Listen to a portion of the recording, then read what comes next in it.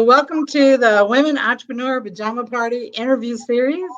This is where women with the entrepreneurial spirit, women who are aspiring to be entrepreneurs and seasoned women entrepreneurs, come together to share as a community, gaining inspiration, mentoring, and the tools we need to grow our business as we grow ourselves.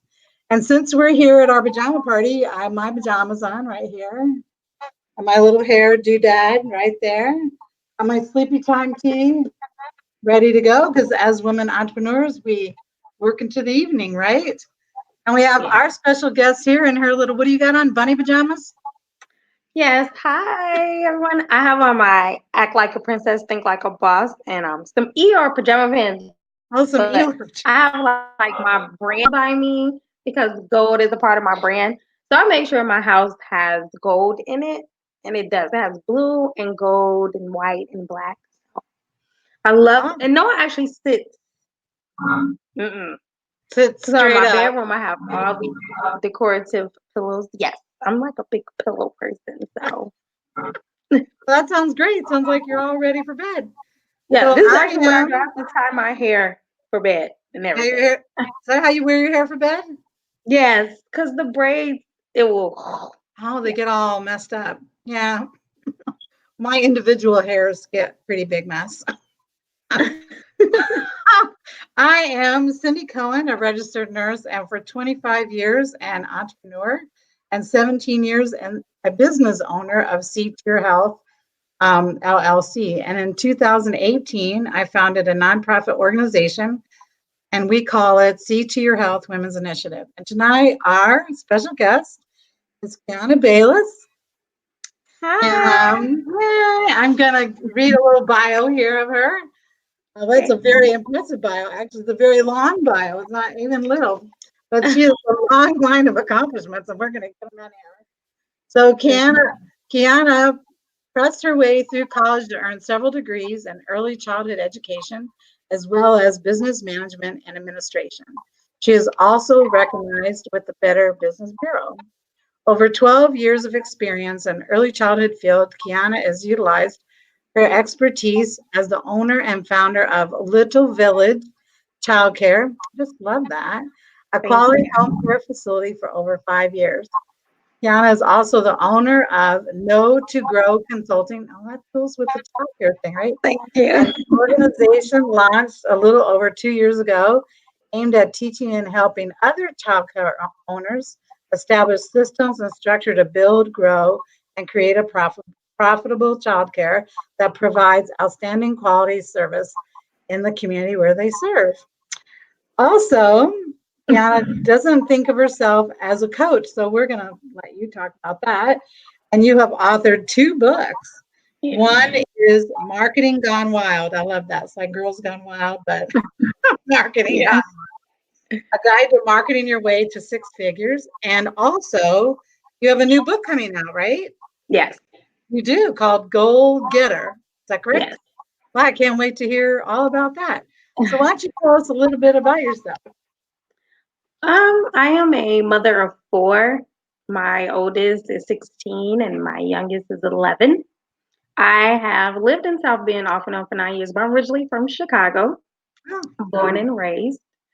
I come from a nice family, but at a young age, I had my son at 16 and I had my daughter at 18. So I had lived in a shelter at 17. oh, I that's a was lot. done with I was done with high school, and mom was like, "You done? Bye." But I really wasn't grown, so I lived in a shelter with one child, pregnant other, and I walked to college, and that's how I got my first degree at Kennedy King College. It wasn't in early childhood, actually. I wanted to own my own tax firm. You did? Oh, so Yes. you're good with the math. Yeah, yeah, but my grandma worked for the IRS, so it was kind of easy that I already know how to do taxes. So yeah. But I actually got started with early childhood because of me personally. So I went to actually Ivy Tech years ago, but the Ivy Tech in Fort Wayne actually, and I went there because I wanted to have a child. I thought that being an early childhood, you would learn how to do free things with your kids. So that's actually why I went. I was like, you know what? I want to learn how to do stuff with my kids. I thought that was what early childhood classes were all about. And it was to do things with your children, but more to learn about them. And when I had first started class, I'm like, oh my gosh, that's why they think like that. Oh my gosh, that's how they start like that. It was so amazing. So I just continued with it. And it really helped me as a young mother. Parenting does not come with a book at all. No, So it as a doesn't. young mother, it was a lot of oohs and ahs moments. So one thing that I tell people is that, let's say like for me, I was a parent and then I started taking early child classes. And when you intertwine both, it's like it all makes sense. Right. So sometimes we read stuff in a book, but then before we do a hands-on, it don't make sense. But then when you get hands-on, it makes sense. So it all started to make sense as not just a young mother, but having young children and actually how they develop. So it had blew my mind. So I tell both people I got like both of both worlds, being a parent and being a child care provider. Um, but they usually say that what you're going to be when you grow up, you start young. And believe it or not, I used to line my teddy bears up and fake teach them. And Were I you used a little school? Wait a minute. yeah, Did you play school with your little stuffed yeah. animals? I played school. I had a desk. I used to make worksheets on a piece of Oh paper. my gosh, that's so cute. And I used to charge my cousins a quarter to teach. And some of my friends, like from South Bend, they be like, "Oh, I remember when your kids' bedroom looked like." They used to say that my kids' bedroom looked like a school. That's Wow. what they used to say. So it was like it did. I don't think I really thought of it like that, but okay. So yes, I've been doing this for a long time. So yeah, That's amazing. So that really, when we mentor young women who are trying to decide to be entrepreneurs, a lot of times, they ask like, how do you find your passion? Like, how do you know the thing that you're really great at? So for you, you kind of always knew, right? yeah, Because you yeah, kind of always wanted to, once you kind of started thinking about it, you thought, well, I've always kind of been doing it. yeah. And I tell people that like, I've like been doing it. I just didn't have the title. And I tell people like it's just a title. I've done a lot of teaching, period. But now I Mhm. just have a title to it. And I tell them I don't really believe in the title, more of the experience and the wisdom behind it. I love teaching, educating, whether it's a child or like I do as far as being a consultant, adults. Teaching is very important to me. And I think that's just me, period. I am a teacher by Mhm. nature.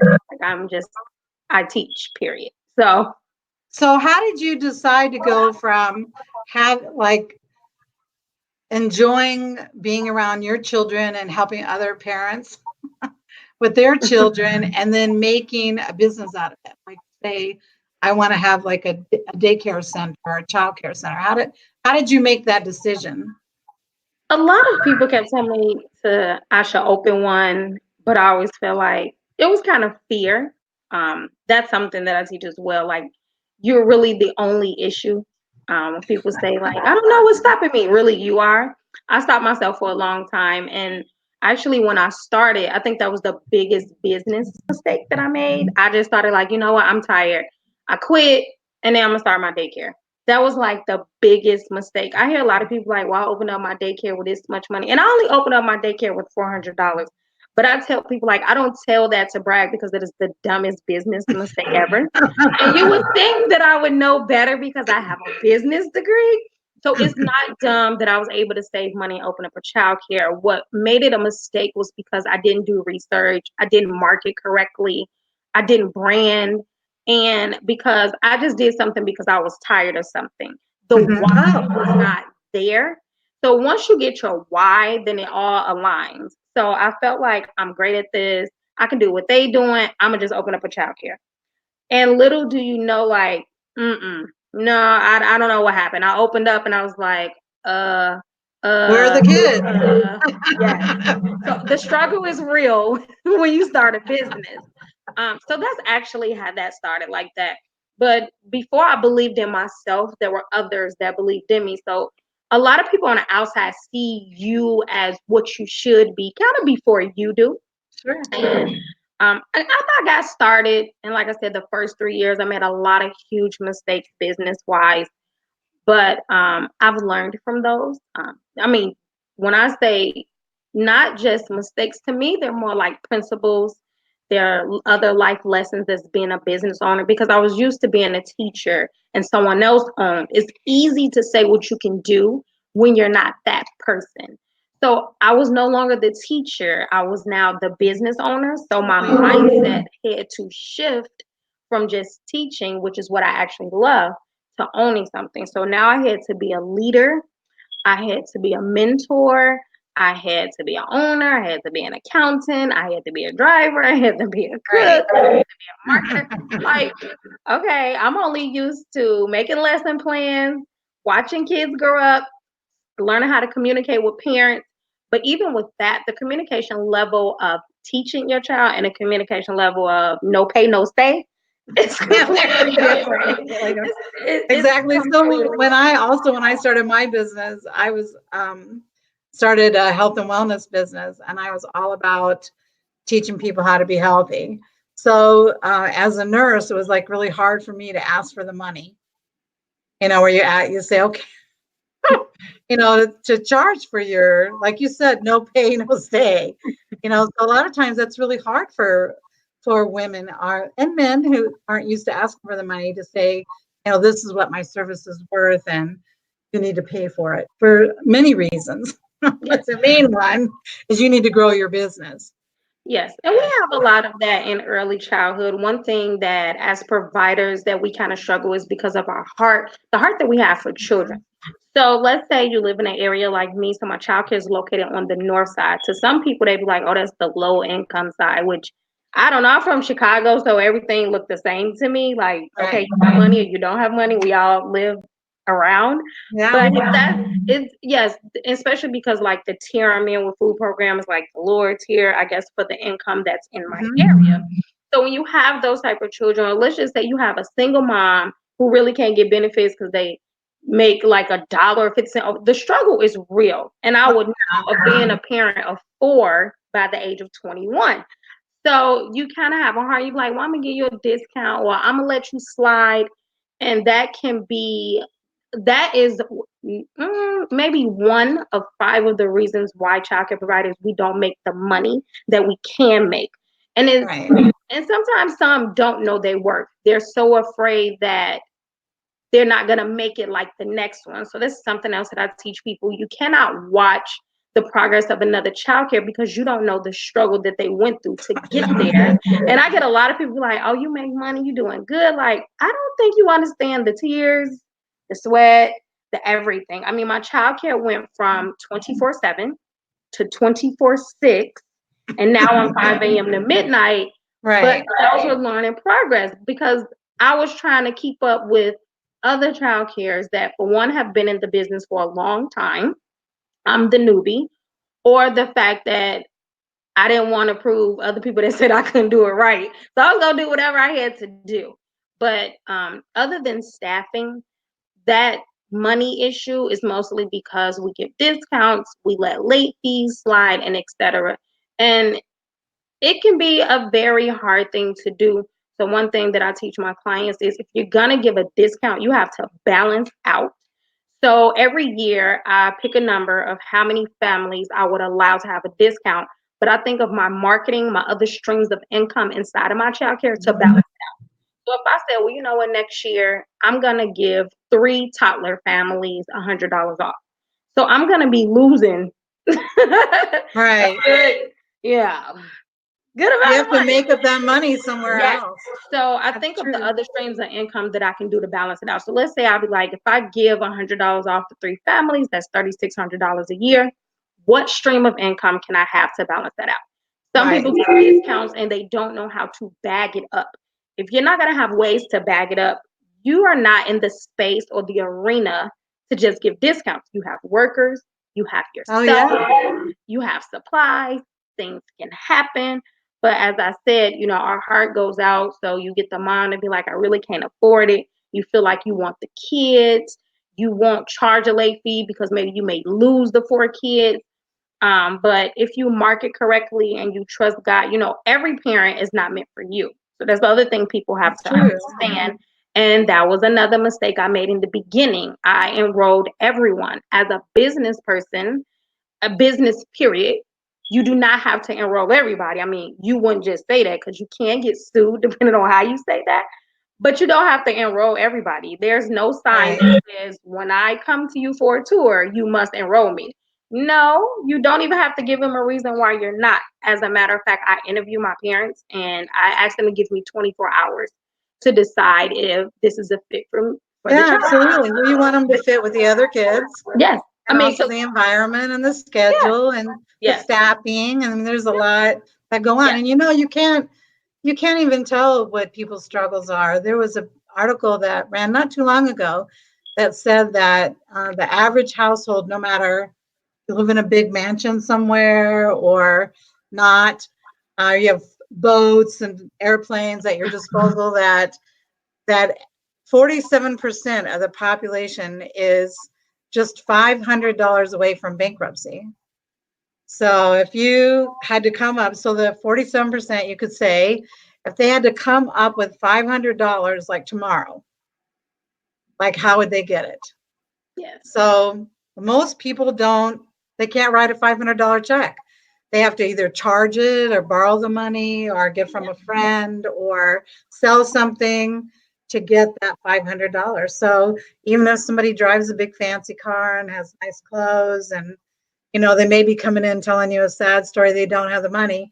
Well, you know what? They may not have the money, but that's really not your problem. You know yes, what I mean?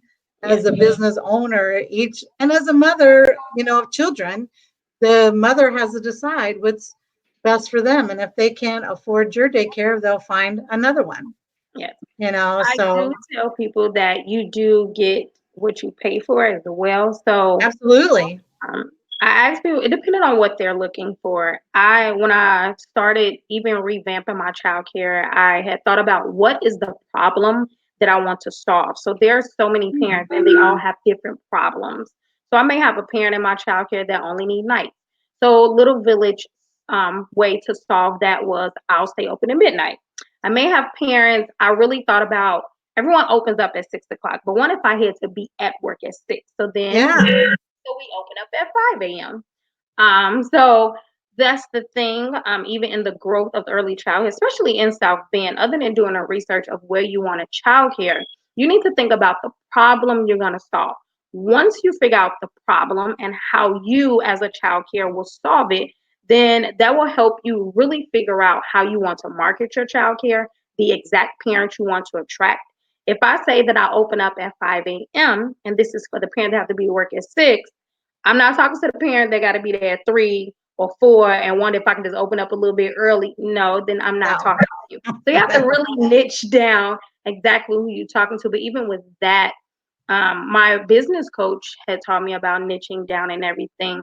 But so that's something else that takes also with the growth of my childcare. I have invested in coaches. So I am a consultant. I'm not a Yeah. coach. Let's So, talk about that. So let's, so so you have coaches, consultants, and strategists. So a coach is usually someone that will teach you how to do something you don't know how to do. The type of childcare providers I work with are already established, so I'm not helping them build a fresh childcare. I'm kind of helping them to build what they're already great at, just add a little glitter on top so it can sparkle. That's it. Because everyone is great at what they do. I'm just going to enhance what you already know how to do to fully skyrocket to the full throttle of what you can be, basically. So that will be a consultant, someone that is helping someone grow a little bit further. Now, if I had someone that is like, I want to open up a childcare, I do have a coaching program, but they will probably just buy like the program and that'd be it. Holler at me when close it down the line. You ready for me to consult you, like how to market better, how to mhm. hire and retain your staff, how to add more streams of income in your childcare, how to be community involved, etc. So that's why I'm a consultant. But I didn't learn that overnight. My business coach taught me that because I was like, I'm a coach. She's like, you're not a coach. I'm like, yes, I am. I'm a child care coach. She was like, No, you're not. Who told you that? But I thought that's what they call. She's like, you're not a coach. You're not Mhm. teaching anyone how to open a child care. You're teaching them how to, like I said, market, expand, build Right. their leading generational team, and etc. So, and a strategist, I do have strategy sessions. So let's say that you came to me, even though you're in health, but you said, I Mhm. want to attract children. So then we'll have a consultation of exactly the children you want to. And then we can book a strategy session to be like, okay, well, let's map out like 3 months of how we're going to do this.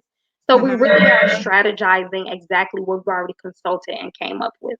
So that's why I'm a childcare consultant and not a coach. Well, I think it's important to get the right, I guess, the right person in there because what we do at Key to Your Health Women's Initiative is we do mentoring. So mentoring is not consulting and it's not coaching and it's not strategy. Mentoring is we have our mentors share their experience with the women entrepreneurs.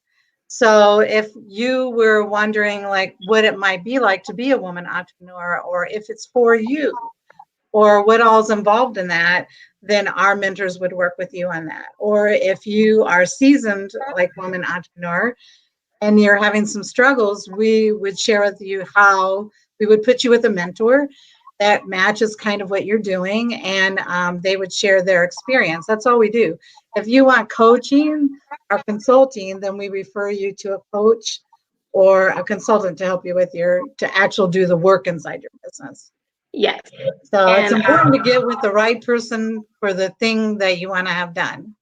yep, even with that, I tell people I'm not your ordinary childcare because I'm the business side of it. So there's other thing that I learned. So most coaches, I don't know if they break down who they are, but I'm literally just the business side. I'm here to help your business grow. I'm not the person to give you childcare classes like we have with Oh IACRA. yeah, sure. I literally am only here to help your business grow. So I'm the business side of the childcare, which most people kind of miss or don't get in tune with. Another thing that you have mentioned, like no one called me a consultant, believe it or not. Even my clients, they all okay, coach, and I don't correct them. But when people ask, I don't walk up and say I'm a childcare consultant. I tell them I'm a childcare success educator because Oh, and they be like, well, what's that? And then I'll be like, oh, well, okay, well, I educate you how to successfully build your childcare six-figure empire. They be like, what? Yeah. So, because some are like, oh, I'm a coach. Like, I got a lot of coaches. I don't need one. But if they said a name that I did not recognize, like, that's what my coach told me. Like, if you just tell somebody I'm a coach, they may be like, I don't need your service. But when I tell people I'm a childcare success educator, they want to dig more. Like, well, what's that? And then that's my opportunity to put my elevator to pitch out shine, right, there, exactly. and and then just like ring them on in. So So, tell me this. So when you started you think back to when you very first started, not when you were at home teaching your little toys, but like when you very first started your business, or maybe your consulting business, because you have your consulting business. So what advice do you wish someone would have given you like before you got started? everything. Everything? Man, I Make a strategy? one advice I wish someone would have gave me was to really what I tell people, know your why. And I say that because when we look or compare ourselves to other people, we lose our why. My why is not your why. And usually your why is whatever story you have had to build. Little Village Home Child Care, I created that name because I really do believe that it takes a village, not just to raise a child, but a village as a community. Right. I do have a big community. And that was one thing I know the struggle of being a single mom, or I know the struggle of as a child. So and that's kind of what my childcare parents, they've been with me. Like my first that is now going to kindergarten, and the babies we had are now turning 1, but we're all one family. They've been with me for either 5, 4, 3 years. We're all one big family, and we can relate and we help each other out. And it really takes all of us to build. So as me, although I own the childcare, my staff and my parents, I mean, although I own my childcare, my staff and my parents build my childcare. And I will never forget that. So if someone told me, Keana, don't forget your why. Don't forget why you chose to be here, do this at this time, this place. It will help you stay focused because everyone else's why is not my why. So, like I said, my why really relates to a personal story, and really everybody have a story. It could be anything. It could be, I was abused as a child, so I want to take care of children to make sure that don't happen or something. Mine really went towards young parents. I wanted to make sure children not only had the education, but really believe that this is a safe haven, and not just for my children, but my parents. So even when I pray, I'm like, God, send some parents that I can help teach and build too, because like I said, the struggle is real as a young parent. So while children may be at home and have to be big brother, big sister, or our hardworking moms, or with grandmas and aunts, when it comes to daycare, they can really be children. My children are like stepping stones. They're steppers. They're 2 years apart. So they really can be kids or babies because I turned one, I was pregnant with another. So they didn't really get to be babies. So I understand how it is. Whether it was because I decided to have children close, or I was a single mom and I was working super hard, like I said, we try our best that we can do. So that's how Little Village formed, or that's why I really chose that name. And I really stick to networking, using the community like every month, whether it's a bank coming in January for something, maybe calling people for health week, getting a life coach, everything. We still a village. All these small businesses in South Bend, and we're a village. And with this village, we're going to impact our community and build these children and the parents and the way they go. So what advice would you share with other women that are listening today? So we have aspiring women entrepreneurs and seasoned ones who we are mentoring right now. We're sharing our life experience. So is there some piece of advice you'd like to share with us? Aspiring entrepreneurs, I would just tell them to just keep going. It's not easy and it takes a lot of tears, but if you quit, whatever you start out to will never be accomplished. Now, for seasonal, I would just tell them to share their wealth of knowledge. A lot of people feel like because I have a lot of education, that's why I have a lot of knowledge. But believe it or not, my experience has taught me to gain my wisdom. Nothing I learned in them books, which I really should tell Sally Mae she shouldn't get her money back because what we do now, you didn't teach me that. Like you didn't teach me that. So for real, because nothing in them books, and we didn't learn through play when I graduated, Right. That wasn't in them books. So early childhood changed over time. And who's gonna write the new childcare books? Because this not working right now. There's no books that really teach like when you get started, you can get on path to quality. I mean, you can there's no books like that. Well, maybe you should write that book. Maybe that's what you need to be doing. So for seasonal, I would tell them just to, share their wisdom and be open to what's now. We have a lot of childcare providers that feel like, the way they do it works. It probably did with the generation that maybe mine or before. But with children now, those tactics just does not work. And who said that their tactics was right? I mean, that's true. Children learn differently, other than the fact that they're all tech savvy, but they learn so differently. So for seasonal, you have to adapt with who you choose to be in your environment. So that would be for that. Oh, that's great advice. So tell us, what's next for you? More books. As a matter of fact, I am writing 7 ebooks so I can have an ebook bundle. Oh, good for you. And Goal Getter, because I know you're like, what do you gotta go? So Goal Getter is a book. It's more of an inspirational book. So I write down like some of my goals or ways to achieve goals with affirmations on top. So that's really what Goal Getter is. Of course, I share some of my stories, different stories. So different goals aligns with different stories. And like I said, I love affirmations. So I think those are very, very important. Oh, yeah. Affirmations. But I am working on a ebook bundle, and it consists of hiring, tours, community involvement, etc. And that's about it. Um, Well, it sounds yeah, like a pretty big list. yeah, it is. Ebooks are very short, but if it's a way that I can teach and get out there, that's fine. But I do a lot of consulting everywhere. I'm trying to get more involved in South Bend. I'm always home in Chicago. So I'm trying to get more involved in South Bend, do some free teachings to help other child care providers here in South Bend just grow whichever direction they want to grow in. Some may be comfortable where they are, but they may not realize what they lack in. Some may just feel like they don't need it, which is fine too. So whatever rocks their boat. So that's all I'm doing. Other than preparing, school will be back in 30 days. Oh, So that's right. Summer now. right. So Not for you.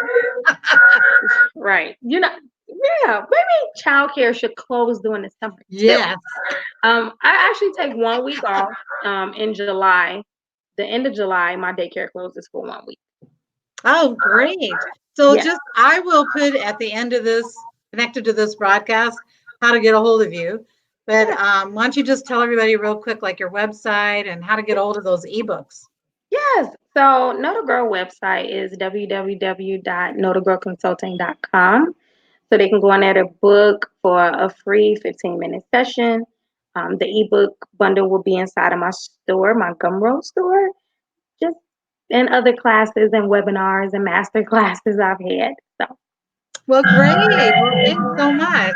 thank you for having So me. I'm so glad to have you. And Think to Your Health Women's Initiative is a 501(c) nonprofit organization supporting seasoned entrepreneurs and providing women entrepreneur mentoring to high school girls, women in college, and women from low income neighborhoods with a health and wellness focus. On November 19th, coming up pretty soon, November be here before you know it, which Yeah. is National Women's Entrepreneur Day.